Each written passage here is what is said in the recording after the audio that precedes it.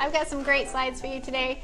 I wish this could go down just a little bit more so you can see the top of it, but oh well. I'm going to give you these slides as I always do, remember? So, yeah, how are you guys doing? Oh, it is absolutely insane outside. I have a couple pictures to show you. I have a lot of pictures to show you actually today of our personal life and stuff, but I have one. It was completely sunny, completely beautiful, and I just felt like spring cleaning. There was no snow on the ground, or at least it was almost all gone. And the next day it dumped, and anybody that lives in this area knows what I'm talking about. And today it's really bad. I almost thought that I was gonna have to cancel this show because I thought we weren't gonna be able to get here. It was like a foot. It was getting on a good foot on the back roads where we live, and no plow had been out, so four-wheel drive is wonderful, but I almost thought we were gonna have to cancel it. I got onto the freeway and I hadn't been able to plow the freeway yet out where we are, so it got better as I got into town, but since we live so far out, it's we get a lot of snow compared to town, so once I got in, it was all right. But sometimes we've been in the dead of winter and I just can't stand it anymore, and we get in the car and we say we are not stopping until it's like at least 70 something. One year we did that. We rented a truck that had a little thermometer gauge in it, and we were just so cold and so done with the winter. We got in this rental and we said we aren't stopping until it's 85. And it wasn't until we got to the Arizona border, I think somewhere on there, it ended up being like, I think we saw 80 or 72 or something, and we're like, okay, well, that's good. 72 and sunshine, we'll take that.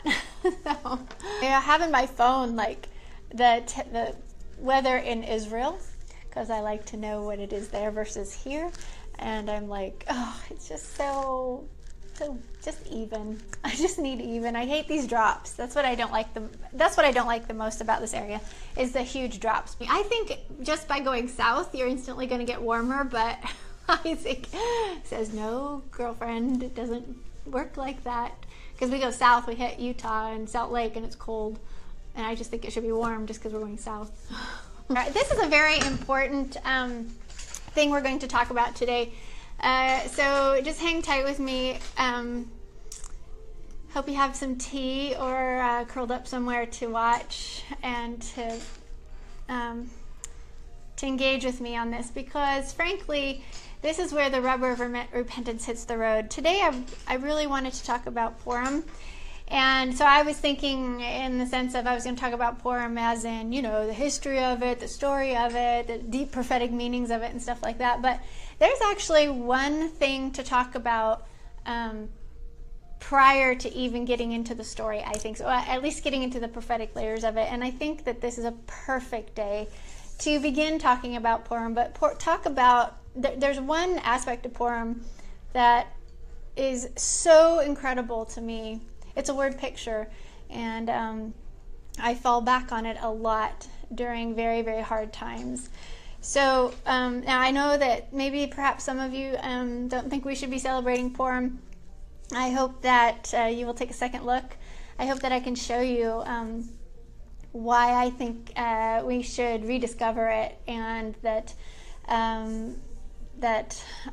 priests of Yeshua should actually be taking part in this, because I think it is incredibly important. And we're going to unpack that over the course of the next week or two, or three, but before Purim, but there's not 3 weeks before Purim. Anyway, let's see, this is show number 11. The Gregorian date, obviously, is February 17, 2018, but the biblical date, of course, I like to keep track of the biblical date too, which, you know, I feel split brain sometimes.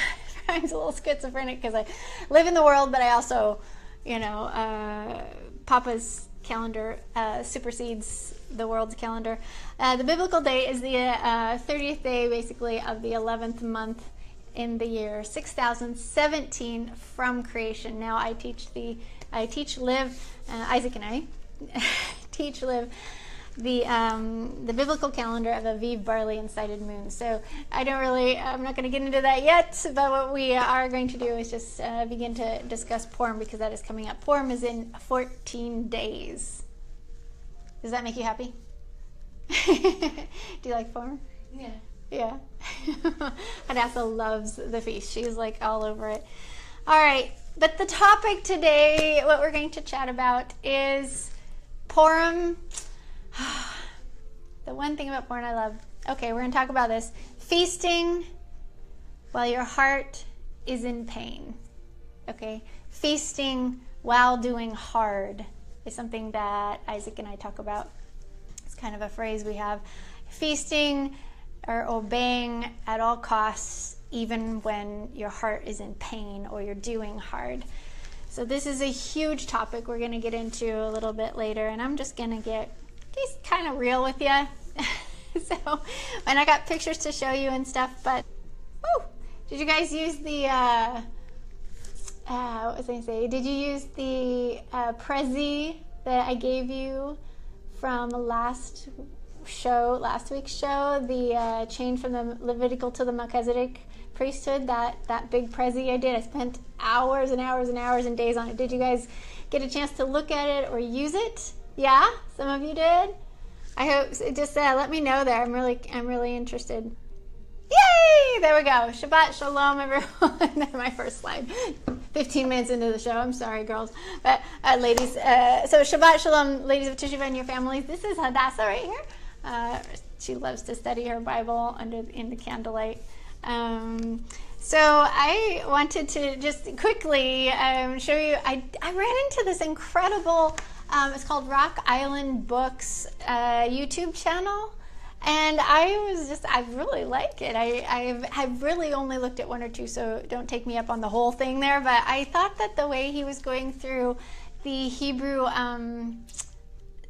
words and looking at the pictographs in the original letters, that I thought it was so cool how he did it. So you'll have to go to Rock Island Books YouTube channel, and this is just his little shindig on the word shalom. So when I say Shabbat shalom, like, what does that mean exactly? So I just wanted to show you here real quick. This is just a screenshot of his last, when he was done talking about it, because it kind of came up quickly, and it was kind of a little cartoony, graphic kind of thing. But the conventional idea of shalom is not being at war, harmony between people, security and freedom from violence, the idea of serenity and tranquility. So when we were in Israel, that was a big thing. Shalom, shalom, say shalom. I say shalom here, and people look at me cross-eyed. But look at it's a shin, a lamad, lamed, lamad, vav and mem. It makes up the word shalom. And if you look at each letter and what the letters mean, the shin or sheen, or however you want to say that, is like teeth. And so the idea of teeth being to destroy. You look at lamed. How do you say it? Lamad? Lamed? I like lamed. I think that's right. I don't know. Lamed. It's a shepherd's staff. And then vav is a nail or a hook. So the shepherd's staff actually is authority. The vav is like a nail or a hook, and it's like the idea of you're connecting something to something else.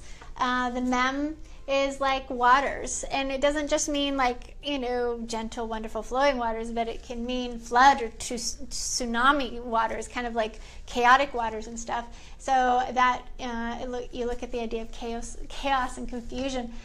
So if you look at what the word shalom actually means, it definitely means that you're going to pray, you're making a blessing, or you're praying something in front of you, and you're praying, that the authorities that cause chaos and confusion are destroyed. It means that the authorities that cause chaos and confusion be destroyed. So may they be destroyed. I know I have a friend who has done a book about it, or not a book, she's done a big writing. I want to do her book about it. It's called The Gospel of Shalom, and she basically talks about how Yeshua sent out shalom, shalom ahead of him, and the idea his disciples went ahead of him to destroy the authorities that cause chaos. So when I say shalom to you, I'm hoping that you're in a place where there's no chaos making, not hoping, I'm praying into it. All right, so I wanted to, for those newbies here, I want to welcome you to a show that is dedicated to transforming your head knowledge, book knowledge, learning da'at, into, and head knowledge would be the how and the what and the why and the where and all that stuff. So once we get all that information in our heads, I want to help you transform that into heart knowledge. Okay? Heart knowledge. Yada, intimacy. Give me your heart, my son, my daughter, and let your eyes delight in my ways. Psalms 23:26. Give me your heart. He wants your heart. He wants my heart. He doesn't just want us to have our head filled with knowledge. He wants us to actually have our heart filled with him. You know, he wants a woman in love. Yeah. All right, and then a show dedicated to being a breath of fresh air. I've had many ladies and people actually all over just watching the YouTube channel and stuff saying it's a breath of fresh air to listen to me, which I don't know if Isaac would think that, but so I'm not, I want to like input into this movement a little bit and give some fresh air into it. And a show to help you lighten up and delighten up, delighten up. And a show to give you permission. I want to give you permission to use your beauty and walk in your beauty and to obeying Yehovah and walking in rhythm with him. And then how we're going to talk about how to feast while your heart is in pain, while you are trying to do hard. So are the feasts like something that you can just do whenever it's convenient, or are they something that's non-negotiable? That's what we're going to talk about. And I think you know the answer. But anyway. All right, here's Isaac and I in the teepee 1 year getting ready for Pesach. And so I just wanted to introduce myself. In case you don't know, I am your host, Rebekah Kacha Bat Yehovah. Kacha means invitation. Rebekah means captivating. Isaac thinks this is great because he thinks I'm a captivating invitation. And I wanted to be identified with my father, with my Papa. So daughter of Yehovah. I'm the happy, hippie Hebrew girl. I've been Isaac's wife for almost 20 years. We've been friends for almost 35 years. We began our journey out of man-made religion at 33, and I've been a mother for about 18 years. I'm a Melchizedek Feast Diva with Hadassah. We've been doing this for about 10 years or more. And I'm executive director of Teshuva Ministries for the last 5 years or so. We have, I and my family have hosted about over 200 biblical feasts for Yehovah. So as one of my shows a long time ago, I was trying to help just explain who we were so that you knew whether you wanted to watch us or not, and who I was so that you have a little faith and confidence in spending the next 2 hours with me. So thank you for doing that. I think that after hosting 200 biblical feasts, I think I have a little information to share, some wisdom to give, and just encouragement to give ones who are now traveling down that path. And okay, one fun fact about me is that I used to be a waitress, and I actually used to also cocktail waitress back in the long time ago and in my 20s. So very fun. I actually like waitressing. I think it's very fun. I like serving people. And one thing I learned from waitressing was that you are not to come back empty-handed. So you are supposed to, as you move through the dining room, you take things out, and as you come back, you don't ever come back empty-handed to the kitchen, or you get in trouble. All right. So this is my picture I was going to show you. This is Tuesday of this week. We had no snow, as you can see. It was so beautiful that I tore the house apart and decided to spring clean because it was so nice. I could leave the doors open and everything. And we had a picnic outside. It was glorious. The next day, we had a good 4 inches of snow the next day. Now we have it, that's like triple that right now. Big old storm coming in. So that was the next day. I just think that it's crazy. Gotta love it. You know, it's kind of cool. I feel like we're in this little tiny cabin in the woods. We have our issues, definitely, but every once in a while, if I can kind of get the bigger picture and kind of step out of myself a little bit, it's kind of a neat little spot. So deep thoughts with Rebekah. So before I go into announcements, I do a little deep thought section, just so you know. All right. And I took that picture, by the way. It was really cool. I have 2 thoughts for today. One is I want to know if you are preparing for the king's coronation. Yeah. Do you know what I'm talking about? Okay, look here. This is the wheelbarrow. Oh, check this out. I did all my slides so that I'd be sitting on this side. But then I decided to give that side to Hadassah, so now all my slides should have been Anyway. All right. This is the famous wheelbarrow, the Garvin wheelbarrow. This wheelbarrow was, for 4 years, our very best friend, because we would roll everything that we needed up at the teepee in the wheelbarrow. So we had like this flat where we parked all the cars and trailers and whatnot, and where the wood was. And then you hiked up a little trail to the teepee. And it was somewhat steep, especially if you were pushing like cement or something. But we would move all the gravel in the wheelbarrow. We would move the wood in the wheelbarrow. Our groceries, the laundry, anything we brought from town, we would move in the wheelbarrow. So the one picture that I don't have of that entire experience on the mountain is when Isaac and I would push the wheelbarrow together.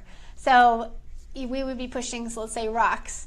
And he would be on the wheelbarrow pushing it up the hill, and I would come right behind him, put my hands on the back of the handles, and I'd put my head down into his back, and I would push up with him, you know, and he would do the same for me. If he never put his head in my back, I just needed the extra push.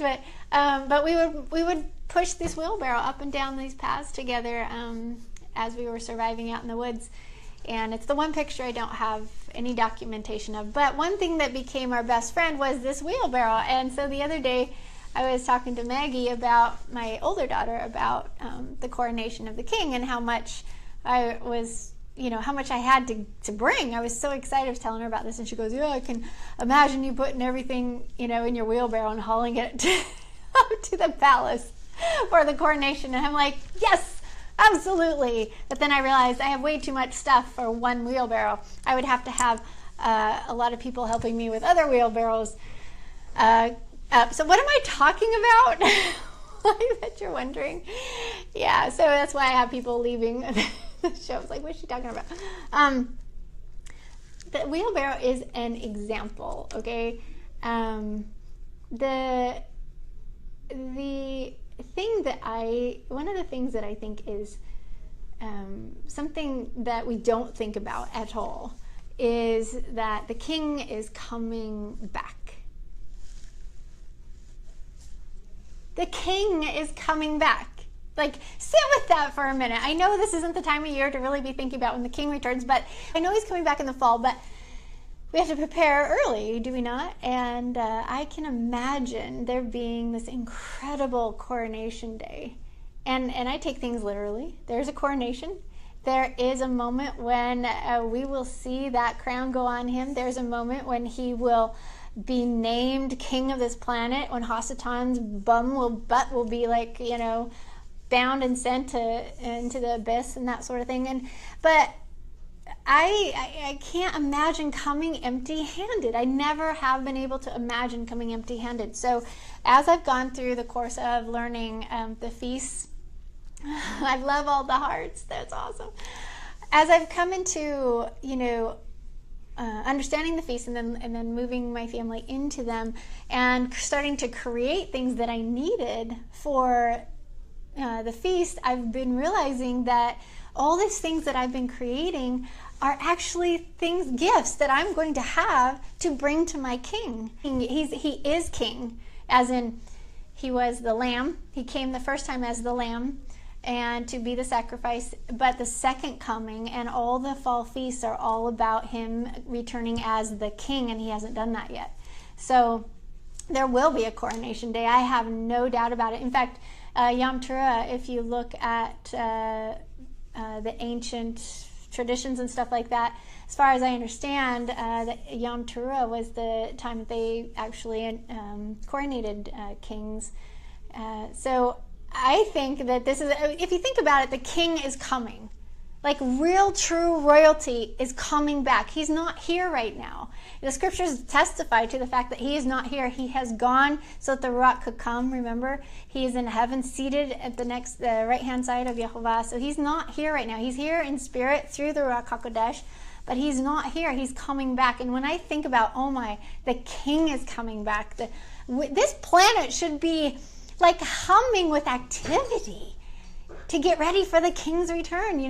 Israel should be so busy getting ready for the king to return. They wouldn't have, if Israel was so busy getting ready for their king to return, Israel wouldn't be getting in so much trouble. They would have something better to do. They would be having their focus on something that is good and true, and something to really look towards, something wonderful like that. So anyway, I was just hoping to bring up to you, what are you going to bring? So when I think about this, I just got one more idea here, and then I'll go on to my next slide. But do you remember the story, the 10 Commandments, in the old one with Charleston Heston? Yes. And how he goes before the king. He comes before the king, and he's been to Ethiopia. And he brings in Ethiopia, and so you have Pharaoh, the king, sitting there, and Moses goes and he lays out Ethiopia at the feet of the king, and spices, and he has all these servants bringing all this stuff. And I'll never forget, ever since I was a little girl, that stuck in my mind. The feathers and the material, the fabrics, and the gold and the silver, and just beautiful things that he laid in. They were gifts for the king. And so when I think about the king's return, I think, what am I going to give the king? And I have books, I have posters, I have I have pictures, I have activity books, and I have banners, and I have this and that. What do you have to bring the king? Like, are you spending time with your life preparing for the king's return? Not just preparing, mentally, but you're actually walking this out and preparing something to give him, preparing something to put in his hands. This I fully expect to put into his hands the things that I have made. And I'm just wondering if you have been thinking about that, if you're going to do that too. So I hope that made sense. And by the way, this isn't something that you're going to go into your closet and pull out something old that you've discarded, or something that, this is something that you have, like when I say that, I mean, what are the talents, what are the gifts and that Yehovah has given you specifically? And then how are you using them to not only celebrate the feast, but how are you using them to prepare for the king's return? Like, what are you going to do with those gifts to give him upon his return? I really think we've all been given something. I mean, maybe you make crafts somehow. Maybe you're a jeweler. Maybe you're a painter. Maybe you're, I don't know. Maybe you do something else that you could lay in front of his feet. Maybe you're a seamstress. Maybe, I don't know. But just think about that, because I think this is really a good thing to think about. What did he give you? What gifts did he give you, specifically, uniquely to you? And what are you doing with them to not only obey and feed into Israel and love on him that way, this way, but what are you doing with those to prepare to bring him something? You know how in the scriptures he says, don't show up to my feast empty-handed. Well, I have no intention of showing up to a coronation day empty-handed. Absolutely not. I have every intention to show up with as much as this woman can do during her lifetime to prepare for the king's return. Now, I know that, of course we'll bring, friends that we have led into truth, that sort of thing. But beyond that, that's not really what I'm talking about. I'm trying to get this unspiritualized.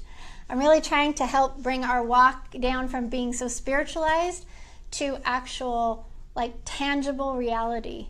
So when I created the matzah book, let's just say, and I have a copy that I have set aside to bring him. And I can't wait to see his face. I can't wait for, the king to go, wow, this is awesome, Rebekah. Did you make all this? Did you take those pictures? When did you do this? I think that would be super awesome. All right, so let's go at this issues with Israelite Fellowship. I'm going to this was from last week, so I'm not going to go through them, but I want you to know that I kind of massaged it, and you can, when I give out this prezi, you can go through here and just reread it if you want to. So I think there's 8 points. So I'm going to fly through here because this isn't exactly what we're talking about today. We talked about this last week. So I just want you to know that you can go back into these slides and read those again if you would like to. Man, I think it's really something to sit with and think about. I've done things like I've done banners that I've made from scratch. I've done paintings. I've done digital art, big posters, digital art. For his feasts, I've done books. I've done prayer books, a couple of prayer books. I've done, a cookbook. I have edited some books for other people that are totally awesome. I'm gonna bring those. I have made even, feast decorations. There's so much. I've done calendars. I've got so much. I actually have just so you know, this is a prezi presentation that I have going behind me, and I give out to everyone who I put it out there so you can go through these prezis yourself. And if I've got a lot of information, that's really cool, because then you can go through and you can stop it and pause it and then look at it that way. Yeah, so hopefully you are using your prezi slides if you have time. I know that we all have a life, so hopefully they're just here for you, just some resources that are here for you. What was I going to say? I think, just back for a second on that, bringing things to the king's coronation to give him, just one other thing. When I think about that, I'm thinking in terms of doing and being about what he is doing and being about, in the sense of when he was here, he said he came for the lost sheep of Israel. So, and then he told us to do the same thing. So for us to make things that will help the lost sheep of Israel get onto that narrow path, I think those kinds of gifts, those kinds of things that we can put our energy into, creating something that will help another, are the kind of gifts that are going to really impress him, if you want to say it that way. Something that's really going to make him happy, to see. I know he sees it now on some level, but I also think there's something to be said about handing him something. So a very tangible, real thing. And if he knows that this went out and you did something at all costs to get this out there to his people, our family Israel that's scattered and in desperate need of understanding the truth. I mean, I think he's gonna cry. He's gonna cry. He's gonna hug you, and he's gonna say, "Well done, well done." And I can't wait for that day. I look forward to that day. All right, so subscribe to our e-letters. If you go onto our website, you'll see a little subscribe button. Get onto there. And then our YouTube channel, definitely become a subscriber there.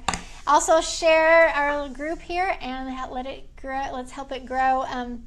Let your girlfriends know about this group. Anybody that would be interested. This is an amazing group of ladies, I have to say. I am so impressed with you guys. I really, like I said last week, I really want to make a safe place for ladies to gather, for ladies and their families. I know a lot of you have your families watching right now, so want to make sure that that it's shared with ladies and their families who want something like this. I don't know if there's anything else like this out there on Facebook, but definitely let them know about it. Now we have people, sometimes you'll add somebody and I'll totally add them, but then they'll decide that it's not right for them, and that's okay. But there have been some people that never in their wildest dreams would have found it had you not added them, and then they went, oh my gosh, I'm so excited that you added me, and so they're happy to be here. So please keep doing that. The next few shows, next Shabbat, we're going to talk about Purim again. We're going to talk about Purim, the Purim treasures. We're going to kind of unpack it. All right, so definitely come back. We're going to unpack Purim from a Melchizedek standpoint. And then Shabbat on March 3 is Purim. There's also Shushan Purim on Sunday. When I have a choice between 2 days to host a feast or a festival, I wish if it falls on Shabbat and also on the Sunday, which one would do that? Maybe it's just Purim. I always choose Sunday. So Shabbat, we will meet here, and maybe we'll have a little Purim party with you online. I'm not totally sure yet. All right, so out at the teepee, we were out there for 4 years, and I had a big project to do for Papa. He had asked me to edit and publish Dr. David Perry's book, Back to the Melchizedek Future. Well, I was working on this book in a crazy situation that someday I will really tell this story. But it was a nightmare, basically, because my computer was not doing so well. It was basically on the verge of dying, and I knew it, so I was scared to shut it down, kind of thing. But we didn't have any money for a new computer. There was absolutely no way. I was probably halfway through the book and editing it, and I would edit it early in the morning with my back to the fire. So I'd roll out of bed, we're in the teepee, I'd roll out of bed, build a fire with my big stuff on, set my computer down on the table and have my back to the fire, so my back would get toasty warm, but my fingers would be freezing, because it would be, when I got up in the morning to build a fire, it would probably be about 28 degrees sometimes in the winter. And I was so dedicated to this because I knew Yeshua had asked me to do it. I knew this was for him. So I would work early in the morning for a long, hours. I did this almost every single day. And charging it was a whole nother story. But basically, my hands would be so cold. Sometimes they would it felt like they were going to freeze to the keyboard because the keyboard was so cold. But anyway, my point is that it was a labor of love. It was a job that Yehovah and Yeshua had asked me to do, and I was completely willing to do it in the middle of hard. In the middle of while we're surviving, I'm editing this book at the same time. And one morning, I went to work on it, and the computer didn't. It was dead. It just looked dead. I put my screen up, blank.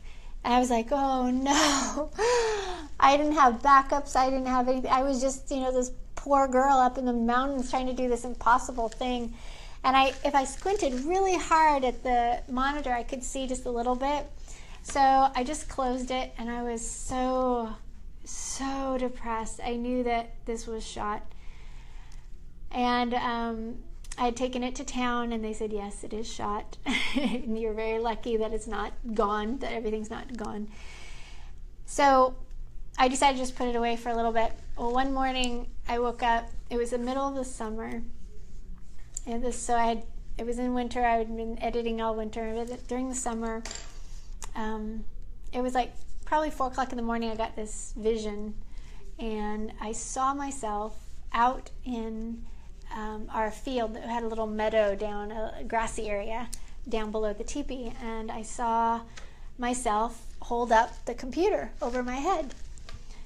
So I was like, I woke startled awake, and I said, okay, then I'll go do that. So I got the computer out of the bag, and it happened to be the only morning that summer that it rained.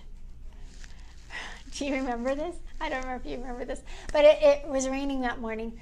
I walked out to the field, to this little grassy area. It's like just getting to be dawn, And I took the computer and I held it over my head and I said, if you want me to finish this book, then you either fix my computer or you buy me a new one. And that was it. And I said, that's all I got to say. And I turned around, went back to do what I needed to do that morning, put my computer back in the bag. Well, just a little bit later when Isaac woke up, he had to go up to Sagal, towards Sandpoint, up towards you, Laura, and he had to get some wood for some fence that we were building. And he asked me if I wanted to go along. So I said, okay. And I didn't normally do that. I normally had so much work to do at the teepee that I didn't just go on a midweek adventure. But I said, yeah, I was so depressed. So I went with him. And after we got the wood, we stopped at a coffee shop and went up there. And I think we went all the way into Sandpoint and went into this little coffee shop. And I sat in one of the chairs while he got us a drink to share. We always share because it's cheaper that way and it's good to share. And as he was, I was looking on my phone, and I was the only one in the family that had an iPhone or a smartphone at that point. And the only time it worked was when we were in town. So I would get emails and stuff on the smartphone when I was in town. And I'm sitting there in the chair, and I get emails, and all of a sudden there is this text from a guy named Rudy. I'm like, I didn't know who Rudy was. I didn't know him from Adam. And he said, I know you don't know who I am. We have a mutual friend. And he said that friend had told me that what we were doing, and he said that on, I don't know, Tuesday, or I don't know when it was, but he got up and he felt very, very moved that he was supposed to sell his bike. Now, this guy's a Harley guy, and he had a beautiful Harley or something, and he was told by Jehovah to sell it and to give the money to us. And by that point, my eyes were just this big, and I was in shock. I started to sob. And he said it will be there. He asked for the address, and then he said it would be there by Friday.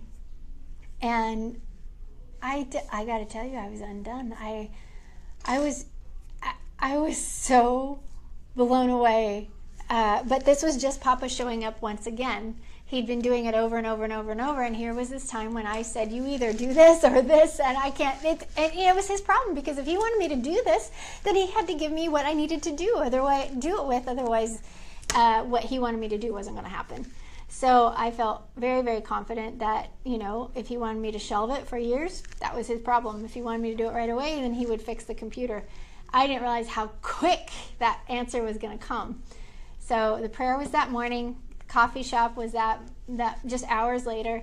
And on Friday, when it was supposed to have come, we went to the mailbox, and we all dressed up because we were so excited. I went to the mailbox, and there was the package from Rudy. And we took it gently, and we went down to the beach. And we said, we all sat there together, and we said, Papa, I don't know what's in here. I don't know how much is in here, and you know what kind of computers I need. And I said, I trust you. Whatever's in here is going to be awesome, and I thank you for it. So we sat there together, and we opened it up. And there were two things. There was one envelope for Isaac, and there was a jar of herbs. And I was like, oh, okay. I handed the jar of herbs to Maggie, and she started to mess with it. And she was shaking it and trying to open it and stuff. And Isaac opened the gift to him. And it was $1,000 to Isaac for him to go on this fishing trip that Isaac had been wanting to go on. Not that Rudy knew about it, but this is what Isaac had been dreaming about. And I was like, is there anything in there for me? I was like going, oh my gosh. And Maggie had put the jar down because we thought it was herbs. Picked up the jar, opened it up. Maggie was like, Mom, look at this. And it is a wad of $100 bills rolled up inside this health bottle. He was being so funny. I pulled it out, and I started bawling because there was, I think, over $2,000 in there. That was going to get me the computer that I needed. I love the story of what Rudy did. He heard the rock tell him, sell his bike, give the money to these people you don't even know about, you don't even know. And we have become really good friends since then. He's been an awesome friend. He's actually getting married pretty soon, so we're excited for him. All right. A store, Rebekah Co., and there's a link there. You can go see that. And I just wanted to tell you that I have the Biblical Feast calendar out now, which you're going to love. You're absolutely going to love my Biblical Feast calendar. And then I also have a Purim doll in my store. So I showed you the Biblical Feast calendar a couple weeks ago, or maybe it was last week. You're going to love that calendar. It needs to be in your home. And then the Prezi, just so you know, I have given away completely for free the Prezi that I did last week, and I finished it, or at least I added to it this week and kind of arranged some things, made it more the way I wanted it to come across. So this is actually for you to use to teach from. So if you have an assembly, you have a friend that doesn't get this narrow path and wants to understand what was done away with at the cross, what was nailed to the cross, and what remains. There is a Prezi for you. There is a Prezi for you to use in your fellowship or just into your family. So I hope you use it. I've put it out there for everyone that I have all my audience, so you can share it. Absolutely, it's for you. All right, so Avinu prayer is the Lord's prayer, but we're learning it in Hebrew. Remember, ladies? So I know there's some new ladies here today, but our Father in heaven. So we're going to do it the way that we are taught by what Yeshua actually said in Hebrew. Avinu Shabasha Mayim, our Father in heaven. Avinu Shabasha Mayim. Yit Kadesh Shemcha. May your name be sanctified. Yit Kadesh Shemcha. V'yit Barek Melchutcha. V'yit Barek Melchutcha. May your kingdom be blessed. Retzoncha Yihye Eswi Bashamayim Uba'aretz. Are you going to say this with me? Is that right? Yes, say it with me. Say it with me. Retzoncha Yihye Eswi Bashamayim Uba'aretz. Your will shall be done in heaven and on earth. I love this. In the teepee we had little cards and little index cards, and I still have it, very worn out, beat up, but we had each section here on an index card, and then we were trying to memorize V'titein lach minu tamidit, V'titein lach minu tamidit. Can you say it?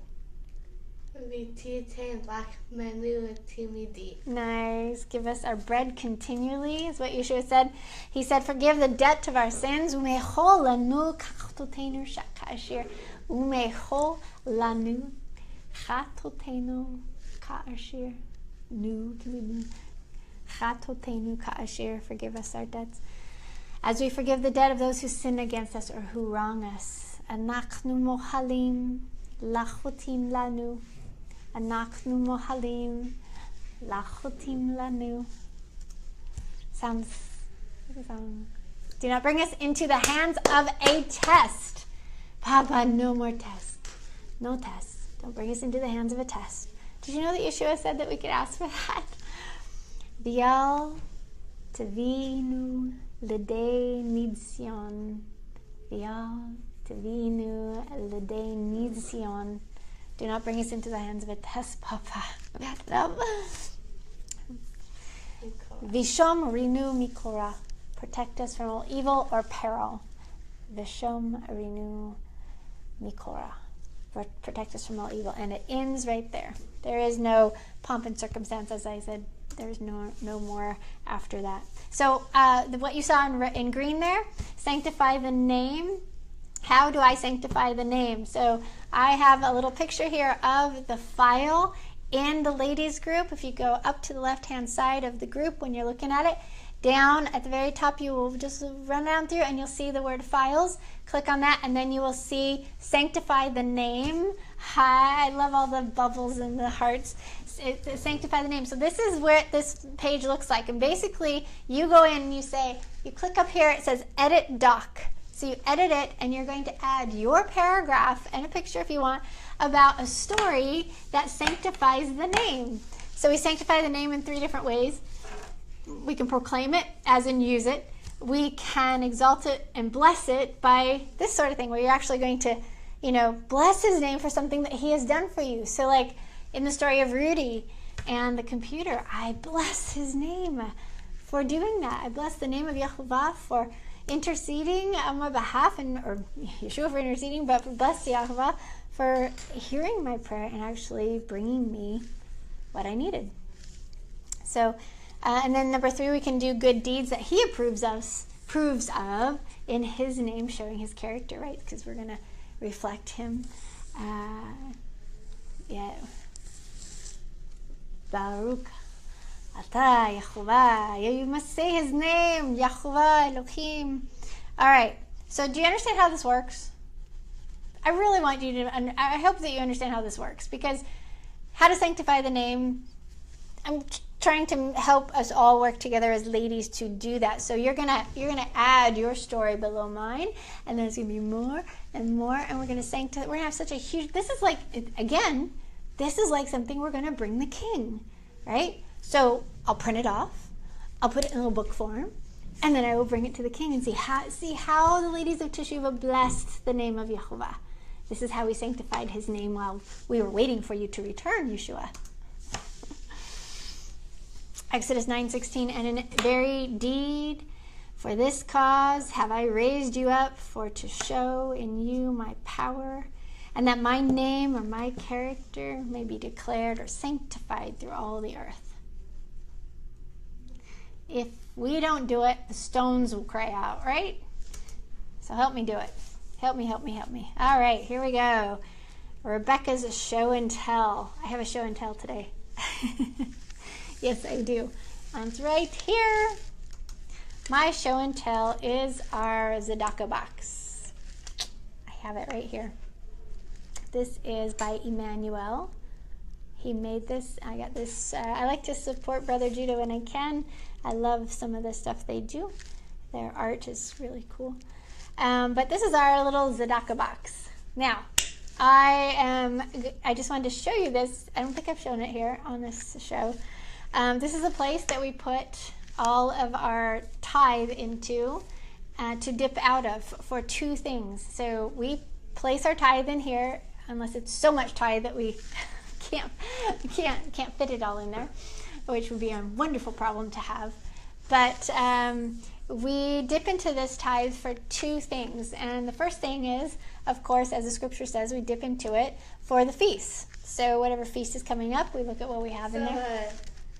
So here's the door, and you put your money into this, right? And you pull it out, and you buy it for the feast, like for the feast of Purim. Yeah. You like buy the ingredients for all the food and stuff, and the decorations and stuff like that. Or to print out materials for people. That's what we do. But the second thing we use that tithe monies for is to help the poor and the orphans and the widows also celebrate the feast. We also help them walk in righteousness. So this is celebrating the feast is walking in righteousness, and we're going to help other people also walk in righteousness. Now I have something really cool to show you.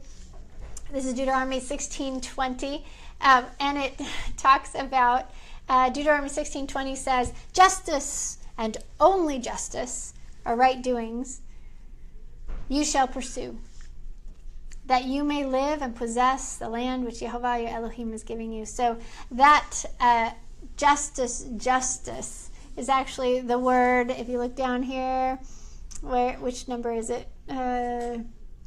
Let's see. It's Zedak. It's actually the base or the root of the word tzedakah.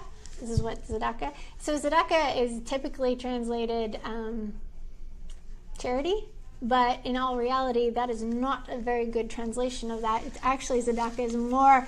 If you look at the base of that word and everything, it means more of a form of justice or righteousness or right doings. So it says the main noun form from this root is zedek, which is justice or righteousness, and thus right doing. So another word from the root of the tzedakah, the root zedak, is the type of person who seemingly embodies the zedek, the righteousness. So if you're walking as a righteous person, then you will be, as a duck. It would be Zadak. Anyway, I thought that was interesting that this little box called a Zadaka box is actually not charity. It doesn't mean that in all reality. It means a way to walk in righteousness, basically. It's walking in righteousness, the root of it. It talks about that, and injustice. So he's saying, right doings shall you pursue. Deuteronomy 16:20. So I like that. And then, but interesting, in Ecclesiastes 7:16, he says, don't be too much of a Zadik or overly righteous. Did you know that? So we're on a journey in space. And I actually have my big boots on, which doesn't help too much. So are we good, Hadassah? Are we in the same spot we were? Yeah. Yeah? Okay. All right. Planning a feast in the middle of hard. This is what we're going to talk about for the next half an hour. I personally believe that this is one of the most important topics that I will ever teach on or ever try to talk about, is doing the feast in the middle of hard, in the middle of pain. And why do I think that? Because, and I'm going to attempt to answer that today. My goal today is to talk with you about how I do this when my heart is taking a beating, when my heart is in pain, as it is this very day. Today is Shabbat, so Shabbat came obviously last night. It's Shabbat. It's also the 12th new moon tonight, and we're beginning to get into the Purim season when I start preparing for Purim. And then, man, you've got a waterfall after that with Rosh Hashanah ahead of the year, and then you've got all the spring feasts. So it's like we're on the crest, or coming up to the crest of this. And when your heart has been experiencing trauma or pain, or you're in a really hard situation, how do you do this? So I'm going to just try to ignore all the technology stuff here, and I'm going to try to just be real and share with you how I do this. And perhaps you can be inspired, and I don't know, maybe something can be said here to help in your journey, because frankly, we're all going to experience pain, and we're going to have pain throughout the rest of our life until Yehovah comes back and brings with him no pain, right? So why is this one of the most important things I will ever teach on? Why is this one of the most important things I will ever teach on? Because what you do with the pain determines your footsteps. What you do with the pain determines your footsteps.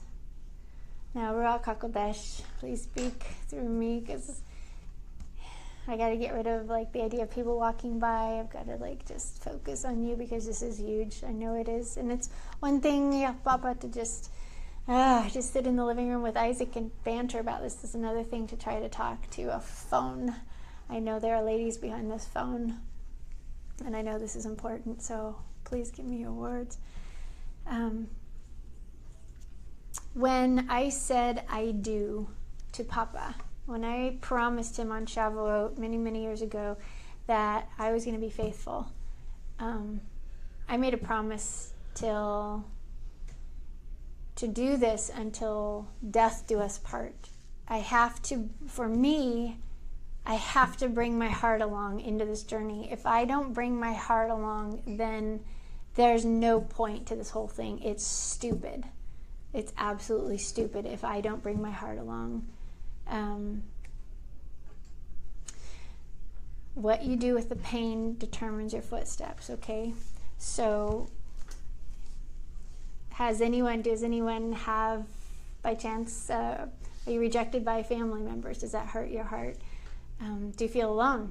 Rejected by family, feeling alone, financial loss, financial issues, being betrayed, your living situation, about health or depression or disappointment. So we are going to be feasting people with all of these things coming at us and more all the time. We live on a broken planet. There is no way around this. So if you've said yes to Papa, as I said yes to Papa, I made a pledge, I made a promise, and my handshake is as good as anything, as good as gold. I made a promise. I am going to do exactly what I said I'm going to do, no matter what happens, no matter what comes my way, no matter what kind of pain my heart feels. I'm in it for the long haul. I don't know about you, but this is what I believe. I believe that the rubber of repentance hits the road with these feasts, because the feasts are going to change everything. You have to get rid of Christmas, you have to get rid of Easter, you have to get rid of Valentine's Day, you get rid of all those, Halloween, all that stuff. You get rid of all of those, and his rhythm, that's the pagan rhythm. His rhythm of his feast days takes over your life.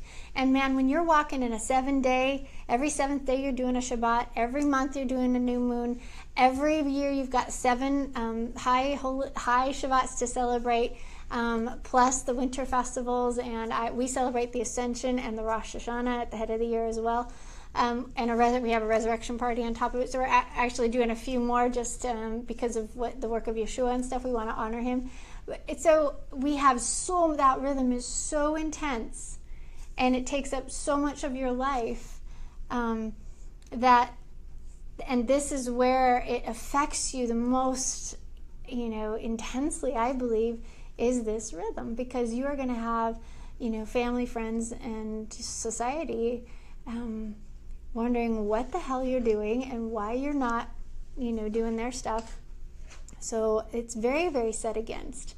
And you are going to either be 100% in, or you're going to be kind of wishy-washy and doing both at the same time, or you're going to whatever. But it can't be that way. Yehovah said he wants you off the fence. He wants you to be either hot or cold. You're either going to be for him or not for him, right? So you need to choose. So the rubber of repentance hits the road most profoundly in the celebration of these feasts. But the reality of the situation is that you are going to experience heartache here, because Yeshua said there's trouble here. So it's not the perfect world, obviously. I mean, I'm not preaching to any choirs here. I mean, Yeshua has not come back yet. We do not have a new heaven and a new earth yet. There will be pain and suffering still, and you're going to have to figure out how to walk in his rhythm and feast at the same time as things don't always go our way. So when there's heartache and when there's pain, how do you feast? Especially when the command for most of them start with rejoice. Especially, have you noticed that? All of them start with the word rejoice. The command to rejoice. How do you do that when your heart is in pain? Now, some of you might, kind of have this spiritualized view of it and want everybody to think you're spiritual and, oh yeah, I do that, da, da, da, as if, but I know that you can't possibly do that every single time. I am a very rejoicing kind of girl. But I also know how the heart works, and I know how important your heart is to obedience and to living this walk and being friends of Elohim. So will you do this in the middle of hard? Will you do this in the middle of hard? All right.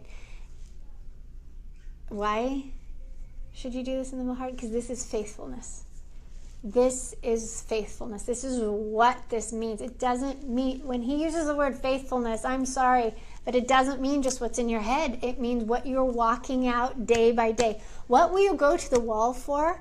What would you give your life up for? What are you sacrificing to be faithful to him? And how does that look? I mean, when you look at the covenant and you read it from front to back and you say, what did he ask me to do? Yes, he asked you to take care of the poor, orphans, and widows. Yes, he asked you, to give your tithes and offerings. Yes, he asked you for your heart. Yes, he asked for, and one of the things in there that he asks you for that is huge is not just saying the name and doing all this stuff, but it is celebrating these feasts. It's in the covenant. It's in Exodus 23. And to do that at all costs is completely epic. So this is faithfulness. This is where our commitment to Jehovah is most seen, and he knows that. You're flying in the face of the pagan rhythm. You're flying in the face of every single person around you almost that doesn't understand this rhythm, doesn't want this rhythm, wants the pagan rhythm. You're constantly at battle with it. So this is where he sees, are you really in or not? If you are kind of lackadaisy about it and lazy about it and not all in, then you're not extremely committed, are you? When you're committed, that means, as far as I know, committed means you're committed. Everything. It's all his. Every breath you breathe is his. Every what do you call it? Your domain, everything that you own is his. Every resource you have is his. Every talent, every gift is his. And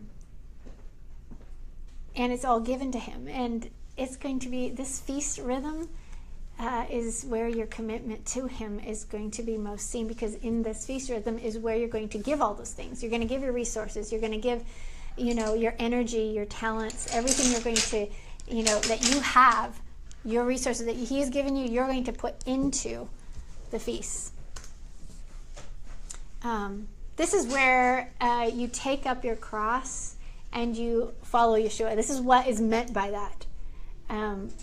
Because this is something that you are going to die for, basically. You are going to give everything for.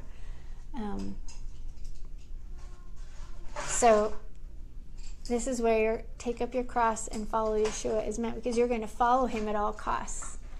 You're going to actually do this and obey him at all costs. And I really believe it's seen most in this rhythm, because it's what's at and under attack so much, and what's in our face so much every day. The question is, how do we plan a feast in the middle of pain and in the middle of sorrow, or in the middle of trial? How do we do this? How do we plan a feast? How do you enter a feast? How do you celebrate a feast? How do you go to a feast in the middle of pain and sorrow? Because what you probably want to do is curl up in a ball and lay in bed and not do anything. But what you probably want to do is just do back to normal. You don't want to go out of your comfort zone and do something because you're tired. You're tired of getting beat up. You're tired of betrayal. You're tired of this, that, and the other thing. You're tired of the pain. So you just want to hide away. Hi, kids. How do you plan a feast in the middle of a trial? So remember, we can't pick and choose which feasts we will do when it is. We can't pick and choose which feast when it's convenient for us. Right? So let's say it's we have a lot of pain. Something has happened. We're in trial. We don't have the situation that we normally have, and here we've got a feast coming up, and it's not convenient for us. So I'm not going to do it because it's not convenient, or things aren't the way that things aren't all coming together properly, or I don't have all the resources that I need in order to do this feast the way that I'm used to doing or whatnot. So it's about, it comes back to, this isn't an option. You said yes, therefore you are all in. And when you're all in, it means you're going to show up when he told you to show up, no matter what. How it looks like might change, how you show up might change, absolutely. But the fact that you stop everything to show up and pay attention to his feast and his festival, what he wants to talk about, that is, we do that anyway, whether it's convenient for us or not. And we can't just grin and bear it. I mean, if you understand the heart at all, you will understand that your heart has a mind of its own. It cannot just sit and grin and bear it. It's got to come along for the ride. So you have to bring your heart along, or our sacrifice is absolutely no good. He says over and over in the scriptures, and they testify to the fact that he is after your heart. He is not after just you walking through the motions. He's after your heart. And if he doesn't have your heart and you're just giving him motions, it's pointless. It's stupid. Don't do it. If you can't give him your heart, if you don't understand how the heart works, and you don't have, if your heart is like not interested in this and your brain is, your heart isn't, then don't do it, because that would be a lie. You can't lie to Yahovah. You can't lie to your Creator. So your heart will tell on you. So your heart has a mind of its own. Your heart is your innermost being. It's who you really are. And your brain is here to interpret things for your heart, to help your heart, to move your heart, to teach your heart, to help guide it. But your heart has a mind of its own. And your heart, you need your heart, because that's where all life flows from. Just like King Solomon said. He said, take care of your heart. Guard your heart at all costs, for it is the wellspring of life. That's where life comes from. You can't find any rejoice in your brain. You're going to rejoice from your heart. So when he says rejoice with each feast, you have to say, I need my heart in order to do that.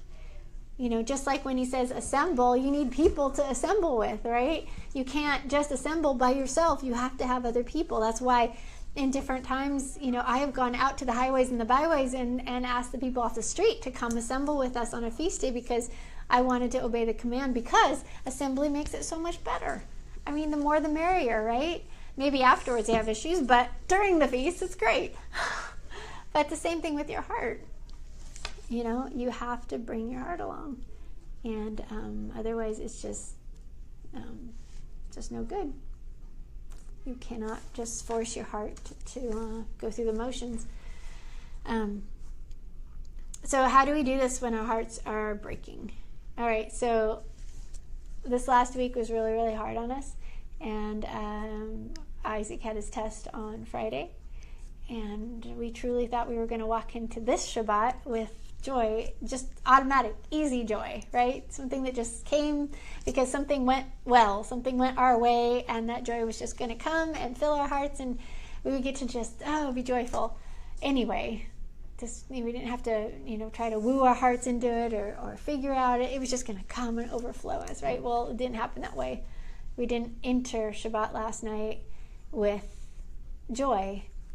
In fact, we entered Shabbat last night with tears. So last night, my girls, Maggie was awesome. She cleaned the house for us when we got home. When I think it was Hadassah and Daddy and I got home, Maggie had finished the house ready for Shabbat.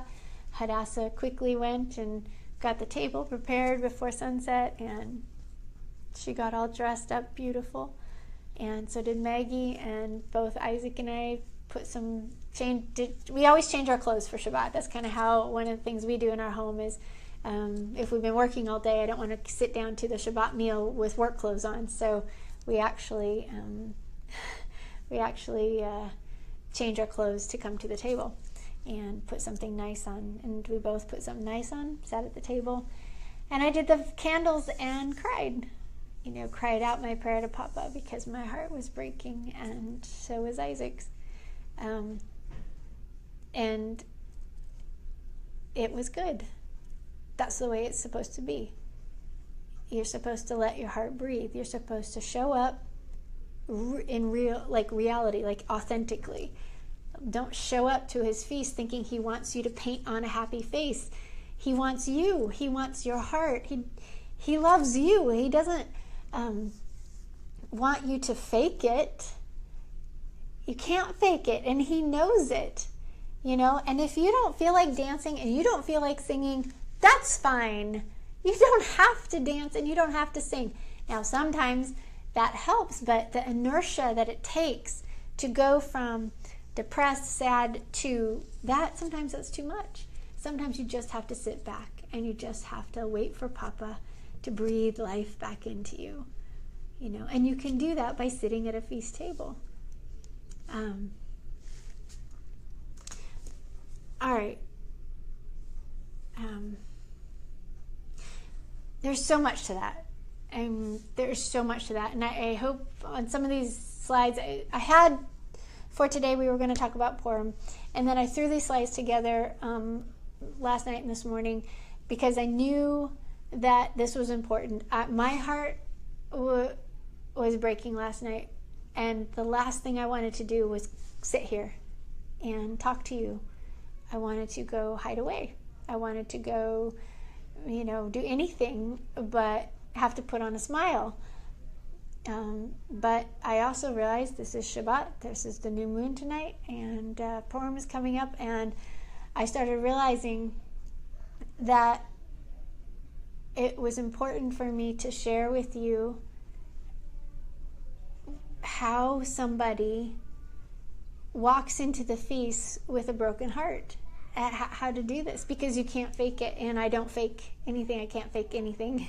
Well, so I wanted to, I'm not going to break down and cry, okay, but I want to show you, by talking you through this, what I'm thinking in order to do this. So Purim is a perfect time of year to look at this, about throwing a feast during hard and during pain. And why? Why do I say Purim is the perfect time to look at this? Well, because this is exactly what Queen Esther did, right? She is completely our example. I love this story for that reason. This is what I'm going to start the teaching on Purim about, or teaching on Purim is with this aspect of Purim, which is what Queen Esther did in the middle of hard. So I fall back on this a lot. It blows my mind what she did. Like, the whole entire nation was going to be annihilated within months, within that year. There was a date for everyone to die, and she herself was a Jew, and she and her family was going to die. She knew this, and when she decided to go in to the king, what was the first thing she did? For one, she asked Israel to pray. She prayed, and she asked Israel to fast while they prayed. So they were going to fast and pray for 3 days and 3 nights. Huge prophetic thing there. But the idea that she walked into the situation with prayer and grounded herself first. But I love one of the movies. It's called Esther. It's about, I think it's a Bible series. But you see her actually prostrate on the floor out, and she is just down and completely down before her king, just sobbing down, like, what am I supposed to do in this situation? And 3 days and 3 nights later, the Ruach HaKodesh is like giving her the idea. And it blew my mind. It blows my mind when you think about this. The idea she gets is to give a banquet. She's going to give a feast. She is going to do a feast in the middle of hard. She doesn't know whether she's going to live or die. For one, she has to go into the king first. She doesn't know whether she's going to live or die there. And if she makes it through that moment, then she's going to actually invite him to her palace for a feast. And she's going to pull out all the stops. I mean, not only is she going to have the best food, she's going to be wearing the best. She's going to look sensual. She's going to have, a romantic atmosphere. She's going to woo the king's heart. And I find that stunning. That is what she chose to do in the midst of hard. And I find that very, very, very profound when it comes to the situation we find ourselves in. I mean, we have family that is alienated from us because of our choice to walk this path. Breaks our heart, right? We have, that's friends and family and community, the whole thing, right? So fellowship is at a minimal. Our finances. We are not, please show me a wealthy Israelite. I'm really struggling to find like somebody who's not poor. I'm really seeing, I've talked to so many people who have come out of Babylon, left man-made religion, and lost their jobs, lost not only their families, but their jobs, their homes, and they are being taken to the wilderness of poverty. And, we are all like massively struggling with this right now. We do not have, our fortunes are not restored yet. It just can't be. Where are they? I haven't seen any. We have the financial struggles. We might be losing a house. We might be on the verge of foreclosure. I mean, just all this stuff, our health, a friend, ourselves, family member, health issues, How do you feast? How do you have joy? How do you rejoice when things aren't restored yet? When your fortunes aren't restored? When you don't have that, in a twinkling of an eye moment when you're changed and, or when there's restoration between you and the family or stuff. I mean, when you're actually walking the line of, you're actually a walking sword is what you are. And because you're doing what Yeshua, you're being like Yeshua, and he was a sword that divided. It wasn't that he wanted to cause division, but what he wanted to do was get people off the fence. And so just by living the truth, by walking out this rhythm, by walking out obedience, you are going to be a dividing force. So there's a lot of pain with that. What about betrayal? Have you been betrayed as somebody who you thought was a friend now is your enemy, basically, and set against you, stabbing you in the back, There's a betrayal kind of thing. There's that, tons of that going on right now, or, a huge amount of things that we deal with that cause pain, death, sorrow. So, yes, there's lots of joy in our life, but there is this factor of pain that we have to figure out how to deal with when we're looking at having to celebrate feasts constantly throughout our life. In 72 plus a year, they're constantly going to be on you. So how are you going to do this with your heart intact? Bring your heart along and do it in a way that's going to please Papa and be authentic at the same time. I think Queen Esther is an incredible example of how to do this. At least to be able to see that someone was able to do this and pull this off. And she did it so well. She did it so well, and in the end, the result was beautiful, and it was perfect. I know that in the midst of pain, the Ruach HaKodesh shows up in the pain to guide our hearts somewhere specific. I have experienced this countless times, and so I feel like last night, the pain that I was feeling, I feel like the Ruach moved me to do this show today, to talk about this issue, to actually, to say, because what I was feeling was like, I can't go into a show tomorrow. Last week, I entered into the show with a heavy heart. I was like, I don't want to enter into this show with a heavy heart too. And I just didn't know what, I was just like, it just felt like it was going to overwhelm me. And then I really felt like the Ruach moved me into saying, invite the ladies into this. Because here's something that we're taught in Christianity, ladies. We're taught in Christianity that we are supposed to tie our little flowers to tie ourselves up to a fence post, paint our petals pretty colors, and pretend we're okay. That's not authentic. That's not true. That's not real. That's not what Papa wants. That's not what the scriptures shows that we're supposed to be about. I mean, look at King David. Oh my gosh. He is everywhere, isn't he? He is, one day he is solid. He loves Papa. The other day he thinks Papa has destroyed him, or that he is, completely like forsaken him. But he always comes back to, no, I trust you. No, I know who you are.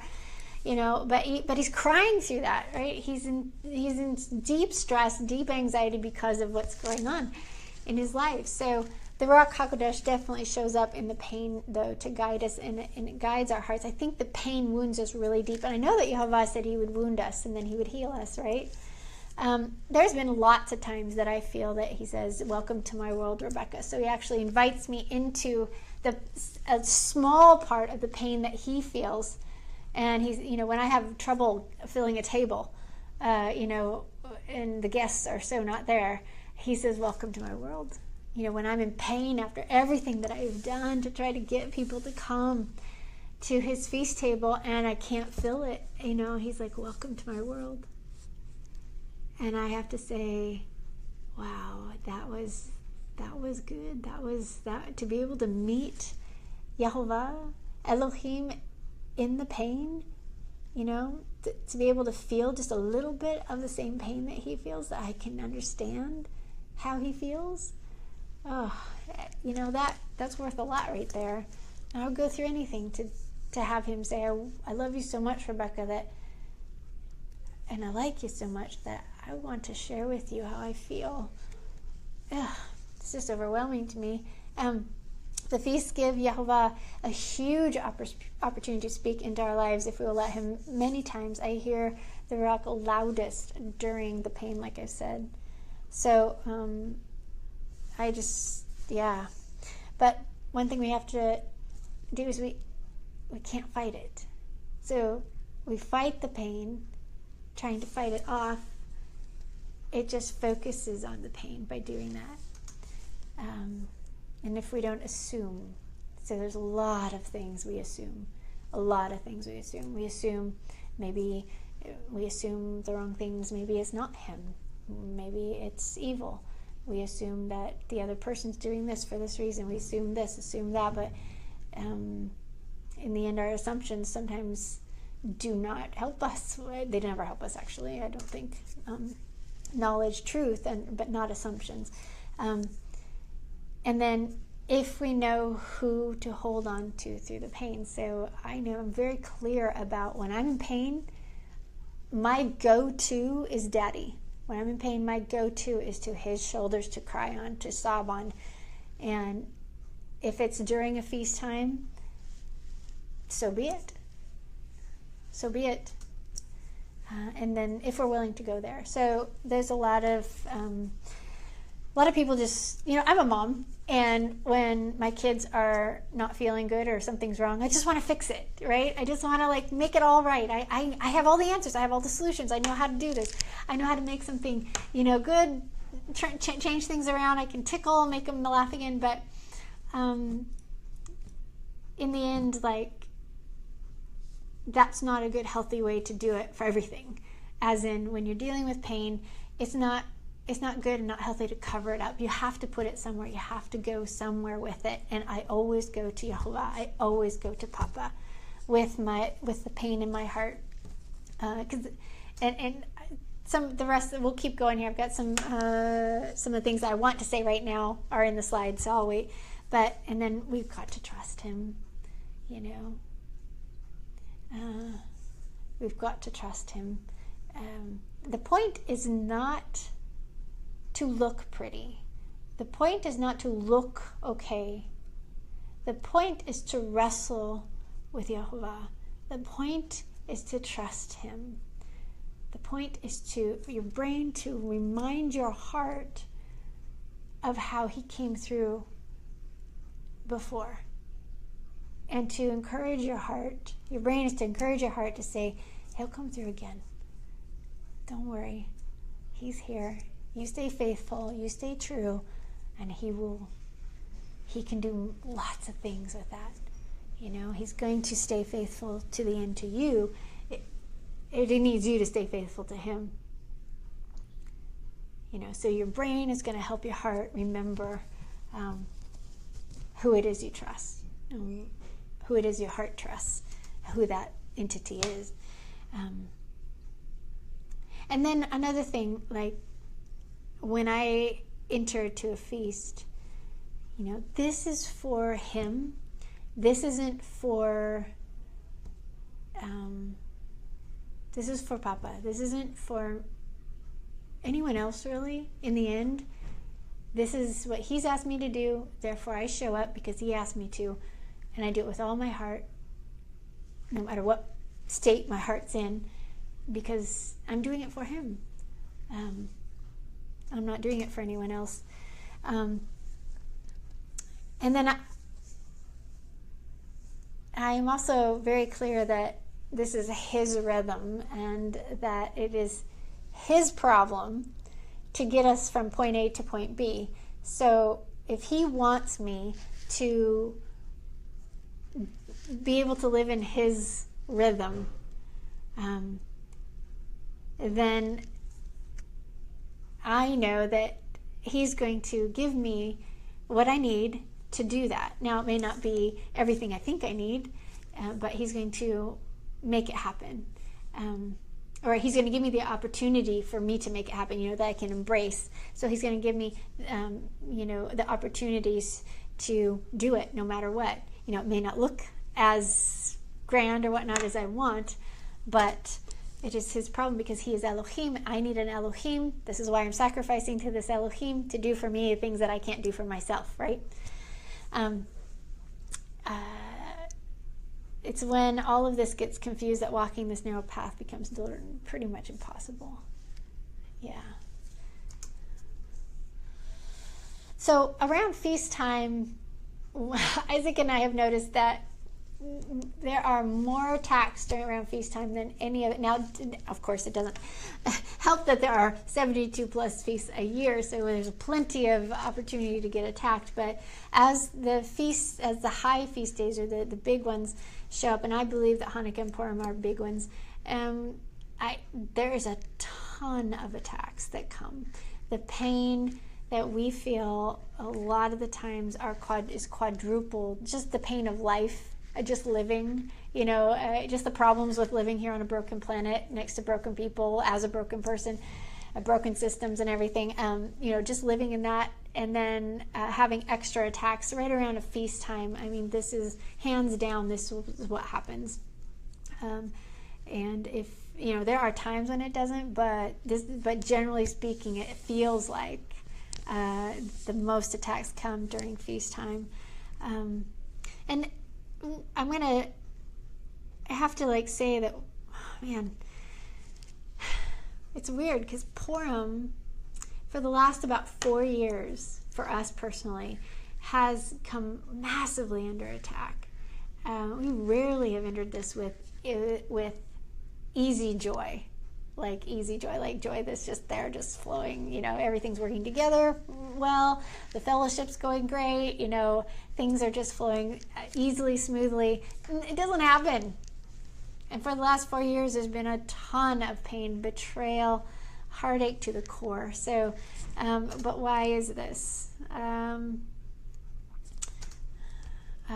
We've come to understand that it's either evil wanting to take us out, or it's Yehovah testing us and purifying us. And when it happens over and over and over in the same manner, I kind of tend to think it's evil taking us out, because as I know Yehovah and as I have worked with Yehovah and come to understand how he works, he rarely works in the same way twice. So, I could hold my computer back up over my head and ask for another one, and I don't think it would happen again twice the same way. So when it happens over and over the same way, I'm thinking that it's arrows from Hasatan trying to wound us in our glory. And I don't need to know everything. I trust that Papa knows everything and knows the why. I know that he says that he will tear us apart, and then he will put us back together and this sort of thing. But one of the biggest things I wanted to one of the biggest slides here to talk about, just for a few more minutes here, is what we do in secret, in private, celebrating these feasts with just one or two people, with just your family, in the middle of pain. No one's going to appreciate it. I know that. No one is going to see how much work you put into this, ladies, as the Izer Konegdo, the one who is going to do most of the planning. You're going to do most of the cooking. You're going to do most of the decorating and prepping and, getting together the program and putting, whatever it is you choose to do for the feast, the teachings and the handouts, or how you take care of the kids in this and invite their hearts into it. This is a huge job for you. And you are going to be doing things at odd hours. You're going to be spending money that could have been to, that you would have used to do other things maybe, but you're going to use your feast, your tithe money that's set aside for this. This is Papa's saving plans for you. But no one's going to appreciate it. No one is really going to see, even if they did see everything that you did, they won't appreciate it like you need to be appreciated and validated for this, and no one's going to understand, And I just want you to know that Papa is going to understand, and Papa sees, and Papa will vindicate, and Papa will appreciate it. Okay? This is something this is epic, absolutely epic, what you are doing. So when you practice walking in this rhythm, even through the pain, it's epic. You are better than the superheroes. I mean, Papa sees, Yeshua sees, and in the end, to sit down with them and have them remember your life and what you went through to obey and to stay faithful and to show other people the path, and how you brought your heart along at all costs. I mean, that's epic. Absolutely epic.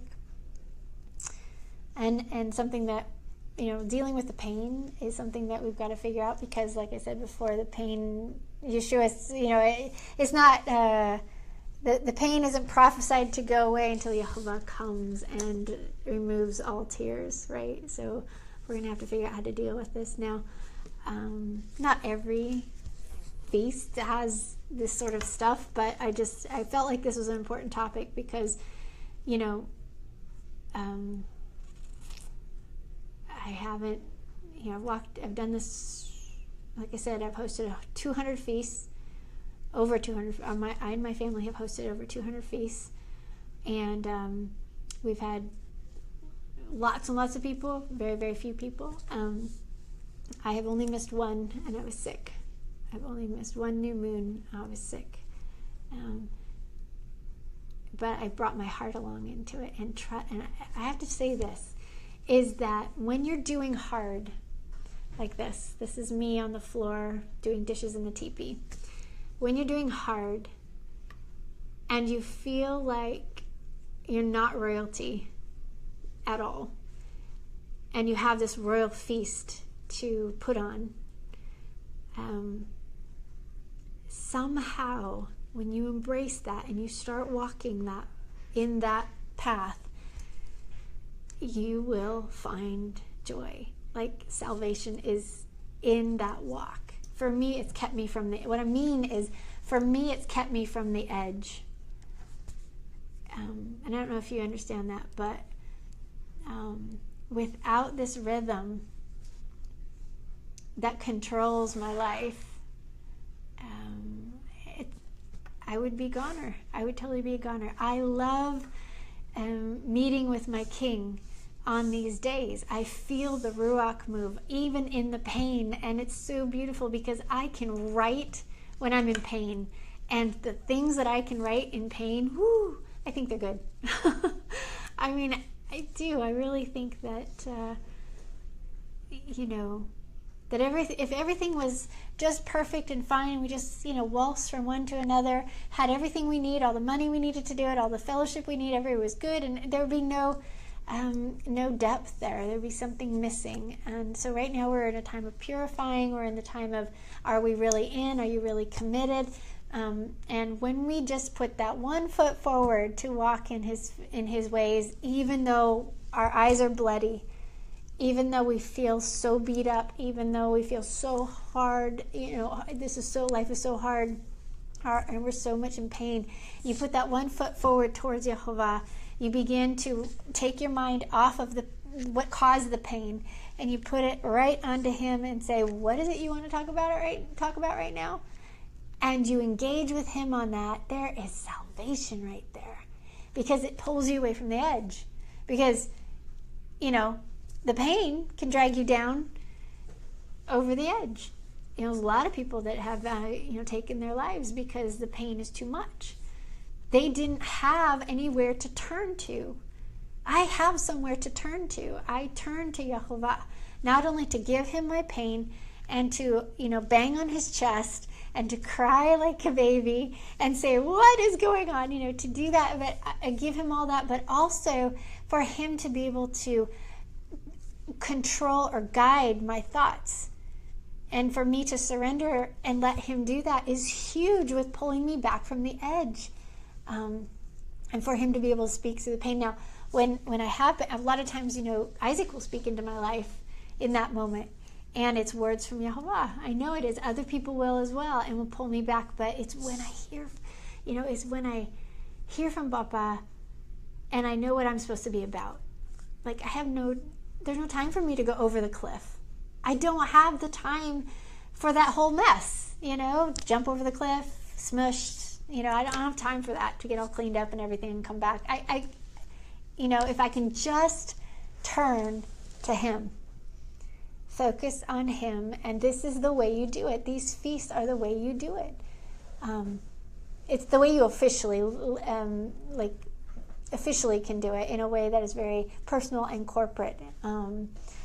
So I've got just a few minutes left here. I want to show you some slides of what I have been through and my family has been through. This is Passover.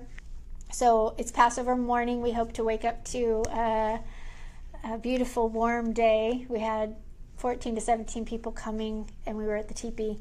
And I wasn't at that point. Isaac, we didn't have a dish station. I had nowhere to do dishes, except this is the easiest way to do it outside, so you can get stuff all over the place. So this was Passover morning.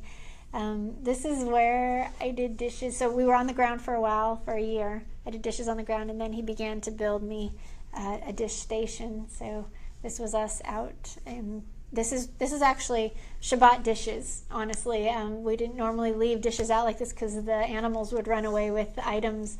But this is me obeying the commandment to rest, because all week long I'm doing dishes constantly. It's exhausting doing dishes out in the mountain when you're hauling wood and hauling water and heating the water to do dishes. So on Shabbat we totally rested from dishes, and we put them out here and just went, oh well, if a raccoon grabs something and goes away, oh well. We needed that rest. So this is in wintertime. That's what it kind of looked like. There I am doing dishes in that situation. I'm not very happy. I didn't take a whole lot of pictures of slogging. Honestly, there's just a few because it was so hard on my heart. I just, even though that was 90% of our time slogging, I took pictures 10% of the time. This was the teepee in the winter. So yeah. There's teepee in the kind of fall. Anyway, this is Passover again that day. So over here is the dishes again later that morning. And this is Hadassah in our little kitchen rolling out bread. Yes, come back, Hadassah. This is the girls in the teepee. We put them in rollers so that they would have nice curly hair for the feast, and we would present our best self to the king, was the idea. Here. This is Hadassah taking a bath in the hall. As we came into the teepee, we had a little Galvanstein tub, and we get showers in town at friends' houses once in a while. But if we had to, we did this. So and you'd have to haul water. But this is a feast table. This is what we did up at the mountain. So this is during unleavened bread that year. And food was a very, very special thing, and making it beautiful was part of the feast adventure for us. And some more food that we made at the teepee that girls love. This is during a Feast of Unleavened Bread. This is Isaac and I that year getting ready for our company. And so the idea of dressing up, the idea of looking like this and not slogging was a big deal.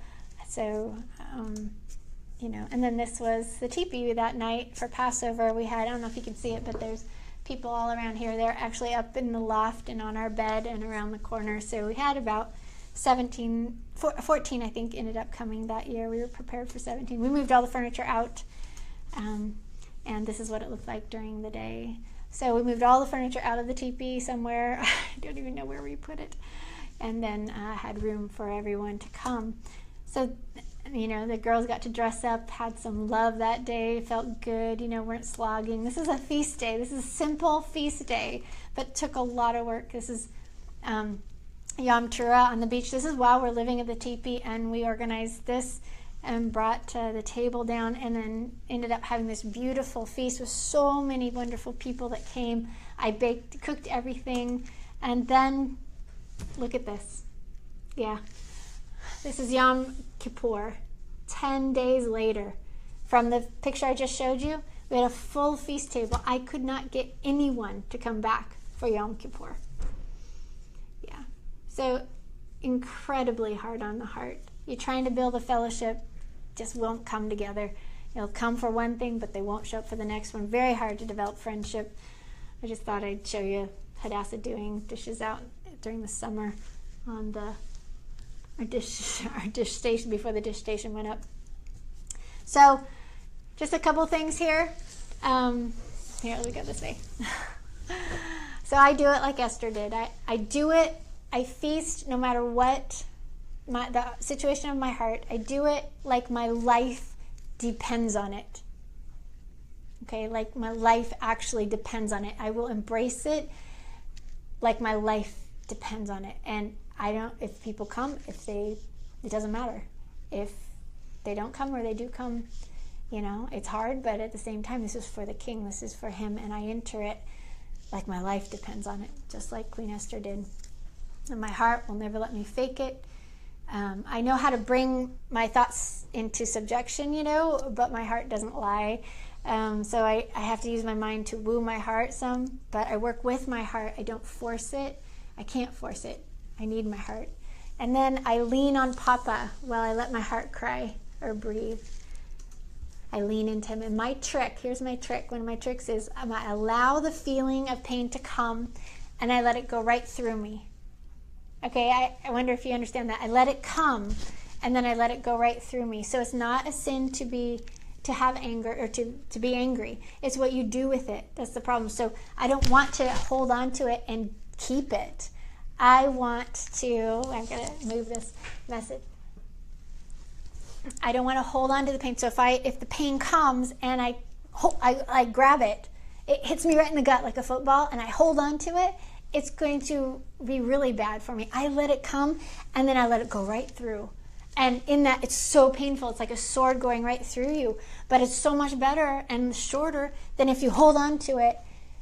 It will last forever if you hold on to it. Just let it go right through you. It's like, I don't know, I might have a chance to tell you this quick story. We had a neighbor when we lived in town, and she was married to her second, third guy or whatnot, and he and I were talking over the fence one morning, and then that afternoon, ambulance was come, and they wheeled him out, and he had died. From the time I had talked to him, he was fine in the morning, and then he died. This is Renata and her husband, Brian, and he died within those few hours, and I couldn't believe it. I was like shocked. And when the news hit me, this was Isaac and I were young, married. He didn't know how I was going to deal with this sort of thing. It hit me, and I was letting it pass through me, and I went into the house, and the whole idea of death and how wrong it is, how just utterly wrong it is, just swept over me, and I just hit the wall, and I just fell to the floor and just sobbed it all out and let it pass right through me, and it freaked Isaac out for sure. But this is a trick that I use, is like you let it go through you. And one more thing is Papa judges me, no one else does. So I live in his rhythm through the pain, through the hard. Christianity would say, well, rise above it, put on a happy face, everything will be fine. No. Is that what Papa says? No, he doesn't say to fake it.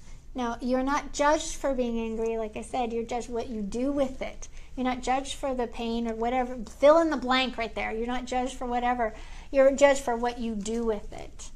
So I know, and like I said before, I know that no one will understand and no one will appreciate it except for Papa. So everything that I do in secret, only Papa is really going to understand what I go through.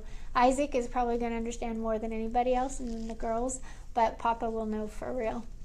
And so you can't force the heart. It has a mind of its own. Don't forget. I'm going to go ahead and end this show. I know that was a huge topic, everyone, and I don't know if I did it justice or not. I know this is something we can talk about again if you want, but I think it's really important. So tonight, it's the new moon. It's, probably 2 feet of snow out there right now. I don't know, but we're going to, I entered Shabbat with tears. That's okay. That's all right. I'm here. I showed up. Got to say hi. And tonight, we're going to go have our new moon celebration. And we're going to remember what Papa has done before and what I know what he's going to do. I don't believe in the prosperity gospel. I don't believe that you can claim something and it can be yours. I don't believe that at all. I've tried it. It doesn't work. What I do know is that he promises that he will be there and that his rock will comfort our hearts no matter what's going on. And then in the end, he will have the last say. And in the end, the prosperity will come. It's just maybe not right now. So I hope that encourages you when you're dealing with pain and sorrow and trials and you're just in hard. I've been in hard and I have done hard. I have been faithful through hard, and I want to encourage you to be faithful in hard and enter this covenant with him, for real. All right, ladies.